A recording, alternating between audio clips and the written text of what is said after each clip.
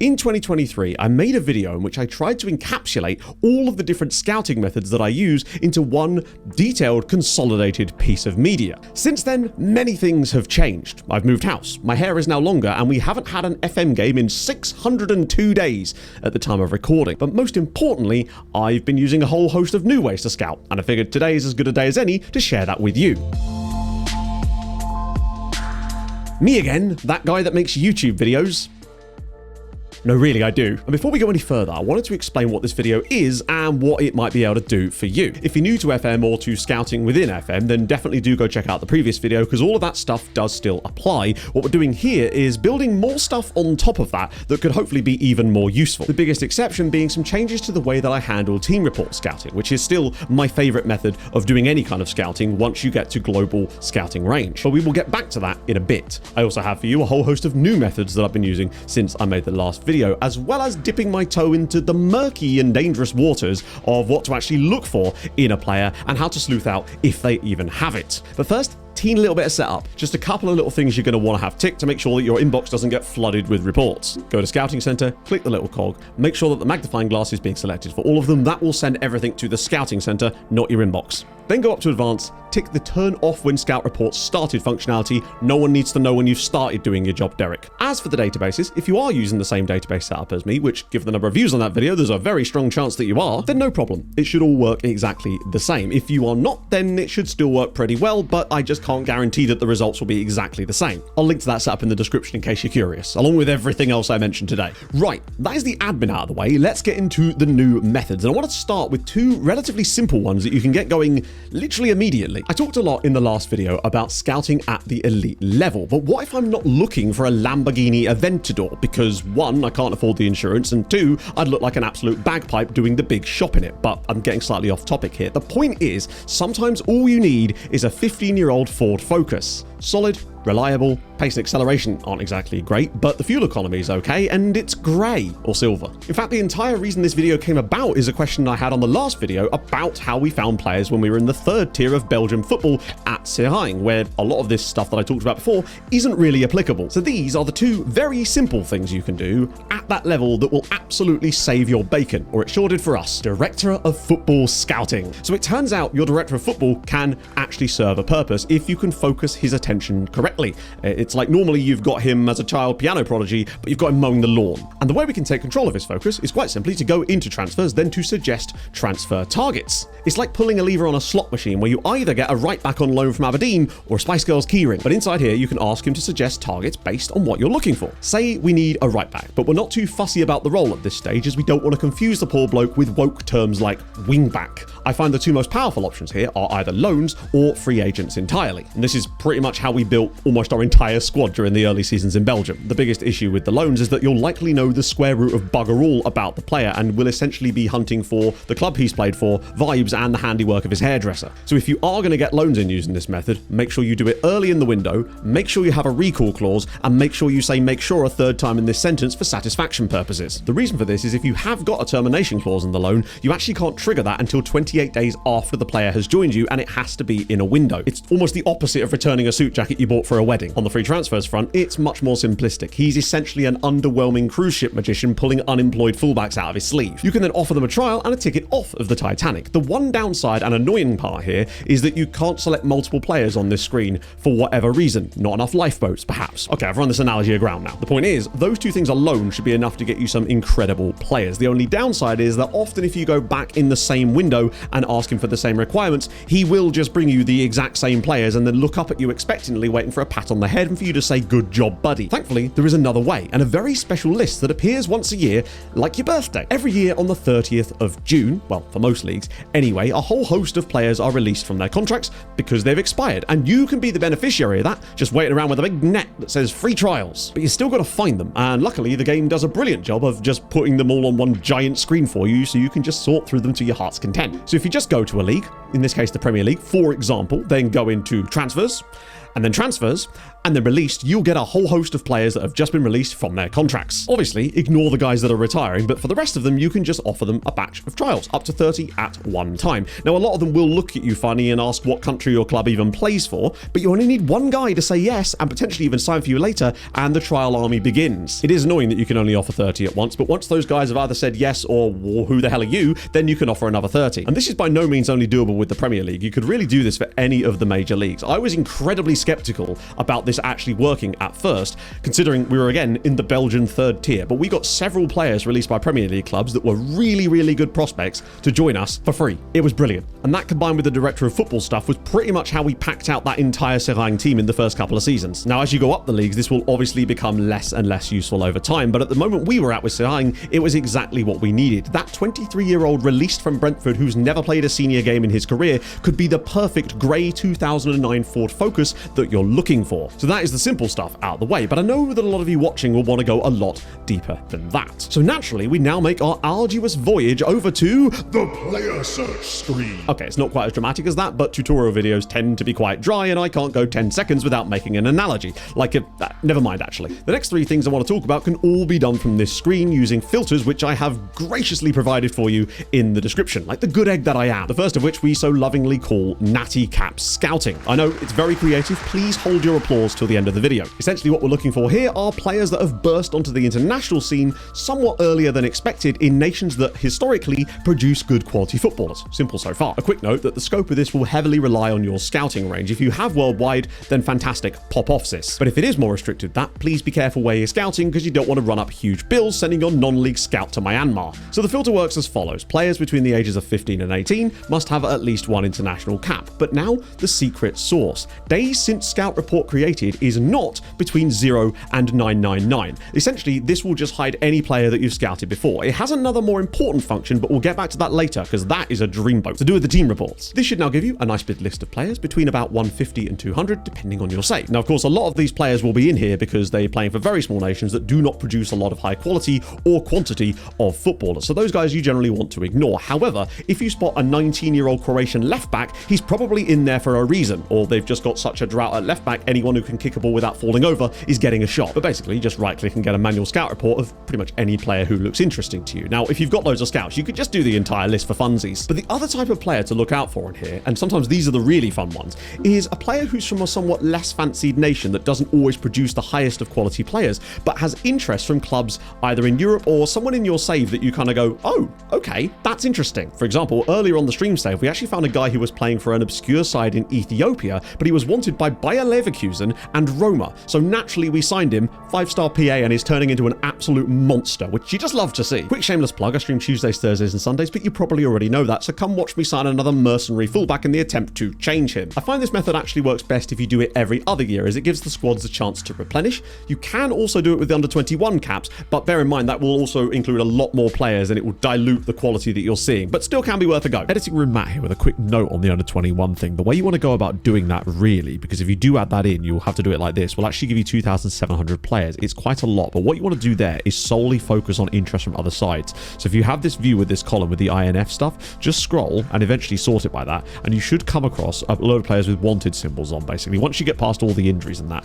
And basically just have a look through here and see who's interested in the players along this list, and you should find players from all over the world. Some of them might be from quite large nations because they haven't had a chance to really get going yet, but you can see this guy's in the Portuguese second division, but wanted by some decent teams, probably worth a look. I find this can be useful, but if you want to triage it further, potentially add a region column in here and go region by region just to sort of break it down a little bit further, because you can potentially find some very interesting options just by looking through who's wanted by who. We move to 20 is plenty scouting. The name will become extremely clear in a moment, but what we're essentially doing is using the vagueness of our scouting knowledge to cast the widest net possible in the hopes of finding an absolute gem. It's kind of like placing a help wanted ad, but then not explaining anything further. For this, you're going to want to import the filter I provided for you and set the age between 15 and 20, obviously. So what this does is it sets every attribute to being at least 20. Now, if this does find a footballer, congratulations, you found a deity, enjoy your Ballon d'Ors. But for us mere mortals, usually we have to set it to between 4 and 5 on the match chart. This usually gives the best results without going over the top, and what it will do is it will find players that match either 4, or in this case most likely 5 different criteria that have 20 in that range. Now, since you don't know everything about these guys, it only needs to be in the range. But if after you've scouted the guy it turns out that he only has 19 pace, you're going to be so disappointed. On my saves generally it gives me between 30 and 40 players. I find if you knock it down by one more notch you tend to get hundreds, and that can often be too much to look through because you do want to at least assess all of these players. And the great thing about this is it literally takes seconds to do. You can just highlight them all, get scout report, and frankly you can do this in every single transfer window for your entire save, and you're bound to get pretty much a brand new batch of players each time because scouting knowledge is incredibly dynamic. Last one on the screen, it's a little bit more cheeky, but it was an absolute goldmine for us when we were at Tenerife. And this doesn't even have a pithy name, so listen up. Upon our arrival, we noticed that our B team was playing in the 4th tier, and we thought it would behoove us if we had them playing in a playable league, thus we could send players there and hopefully get better development, so we switched on the 4th tier in Spain just to add some flavour. But it produced unforeseen consequences. So like most of you, I tick add players to playable teams when I start a save to make sure there are no gaps and to potentially get some fun regens early in the save. So upon us switching on the Spanish 4th tier, excluding the B teams, it basically had to produce 90 teams worth of players across 4 divisions at this level, 12 seasons into a save, so it couldn't even rely on the database in the back end, which meant that things got a little bit out of hand. Due to a combination of Spain's incredibly high youth rating and the game essentially ignoring the priority order of drafting players of this kind of quality, it produced some genuinely incredible talent playing for these 4th tier sites, usually between the ages of 15 and 19. The best part is you don't even need a wide scouting range, especially if you're already in Spain. You just have Spain switched on, right? And even better is the fact that most of these players are available relatively cheap. We're talking sometimes like 5-digit sums of 20 grand, sometimes entirely free, so you can hoover up a lot of them without even really doing much of your due diligence and just hope that a couple of them turn into monsters. So for this to work, obviously turn on the 4th tier in Spain and wait for it to be activated. It can sometimes take a little while. And don't worry, if you do already have this switched on, it might still work for you because those leagues have 5 relegation spots, which means there are 25 teams getting promoted every single season into those divisions. So it may still work, just not quite as dramatically. And can I just say, 5 relegation places in an 18-team league just seems kind of cruel. It's like a tiki-taka Hunger Games down there. Then filter by age and the division itself, so we only get those players. I then like to sort by the number of all-time appearances as well. The logic being that the more games they've played at such a young age, the better they're likely to be, unless there was just an all-time shortage of footballers in Segovia. I then scout them all manually from the list, going down to about 10 appearances. Now, if you have just switched on the league, sometimes it can behoove you to actually go for the guys who haven't played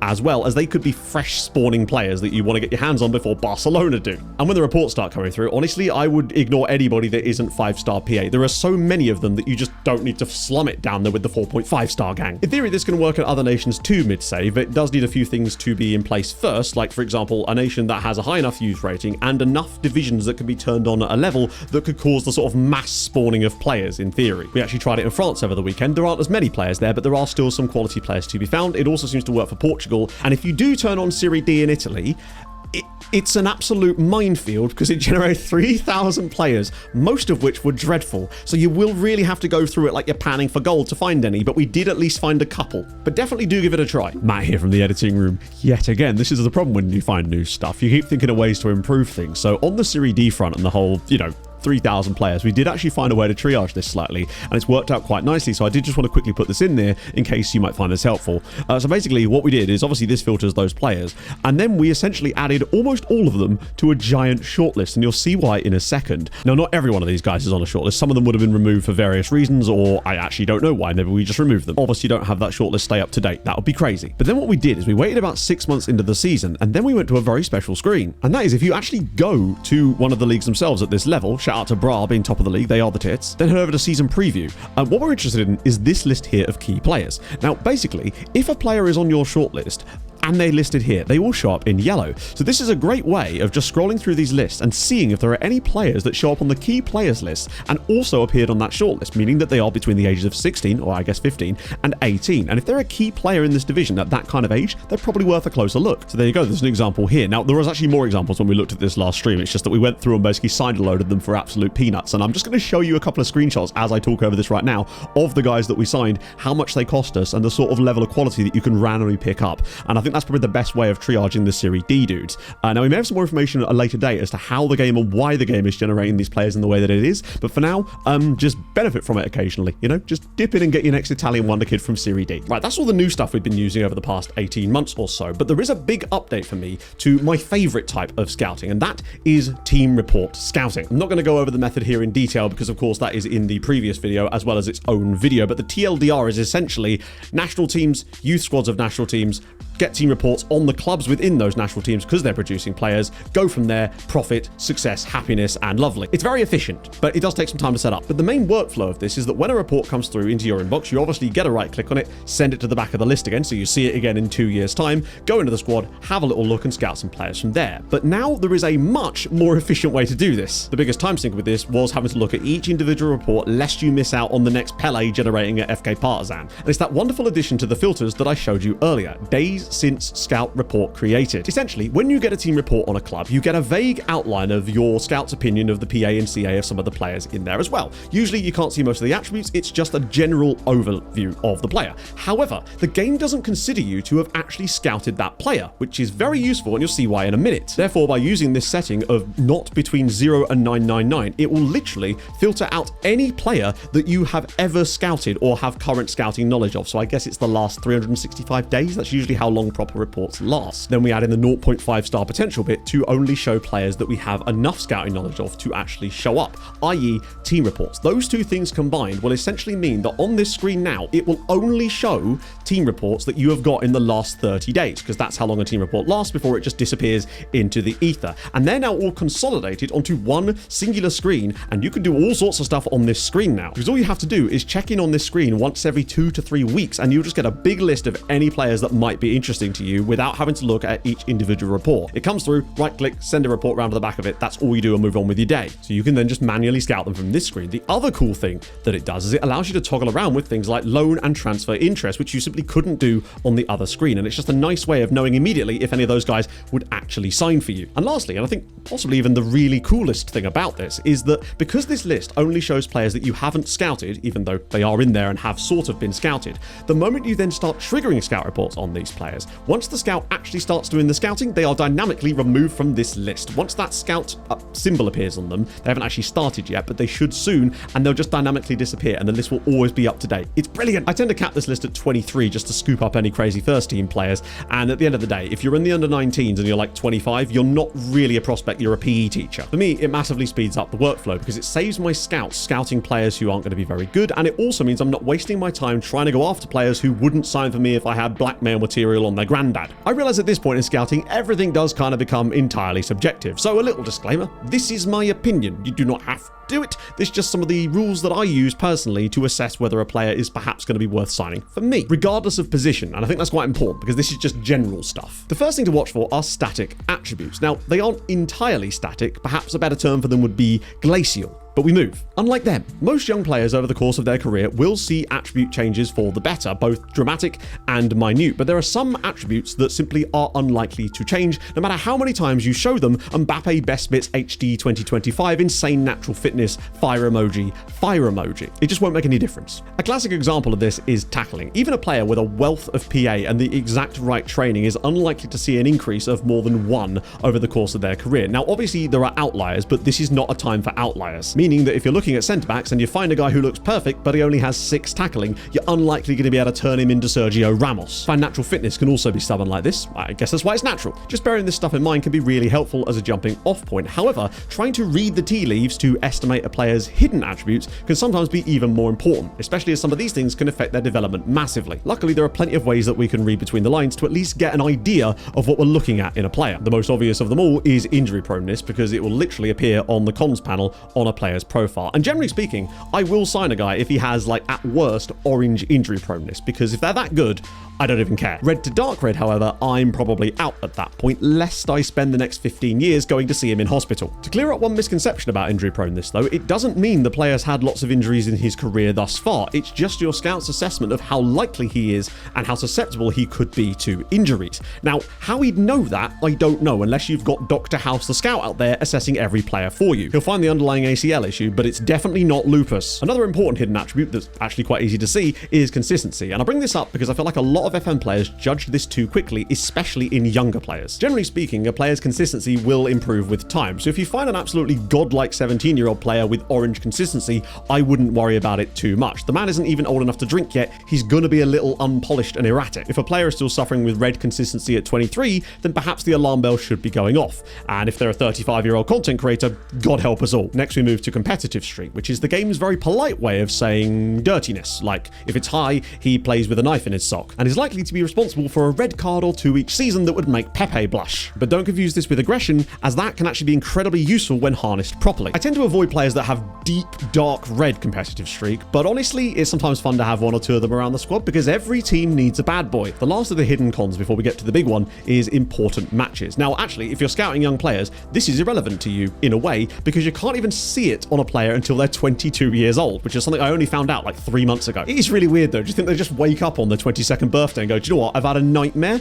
Big matches, just not my thing. But if you are looking for players over 22, it's definitely something worth considering, especially if you're playing in Europe. Evidence-Based Football Manager did a brilliant breakdown of the way that this actually affects players, so I'll leave a link to that in the description because it will explain it way better than I'm about to. Max, please come back, we miss you. But the massively oversimplified and potentially even wrong version of this is that the more important the competition, i.e. the reputation of the competition and the stage of that competition that you're in, the more big matches matters as an attribute, and the higher the player's functional CA in-game will be, if they have likes big matches, for example. So a non-league game, it pretty much won't matter. Champions League final, holy smokes, Batman, it matters a lot. So if I'm in the latter stages of a save, I kind of want my goalkeeper to enjoy big matches, just to do anything to prevent him from doing the unthinkable, or at least reduce it somewhat. One last thing to consider before I let you escape the scouting prison: professionalism. Probably one of, if not the most important attribute that's hidden from view that has the biggest role in dictating a player's likelihood of development. Not to say it will do it all, but it certainly helps. And luckily, there are a few different ways that we can ascertain what it might well be using different features the game provides. The most obvious ones being the players' personalities themselves. If you have a model citizen, model professional, professional, even fairly professional, or resolute or perfectionist, the likelihood is they've got pretty high professionalism. But that doesn't mean that they can't have a different personality and still have reasonably good professionalism, and the way that you can figure that out is looking at their media handling style. The two crucial ones to look out for in there are evasive and reserved. Apparently confrontational can also mean quite high. Don't know how that works, but apparently it can when combined with the right personality types, but it's just a good way of getting an idea of whether this player you're looking at has the opportunity to actually reach any potential that he may or may not have, provided you do all the right things as far as training and match time. So if I find a guy who looks amazing and I can ascertain that he's got reasonably good professionalism, I am extremely excited about him. It's worth noting as well that if you can get ahead of youth development who has high professionalism, it will give you an increased chance of bringing through players in your youth academy that have high professionalism as well as your coaching staff too, but that's sort of outside of the scope of this video for now. Either way, thank you for letting me ramble about scouting for 22 minutes and 8 seconds. Like, subscribe, hold your gun, capybara,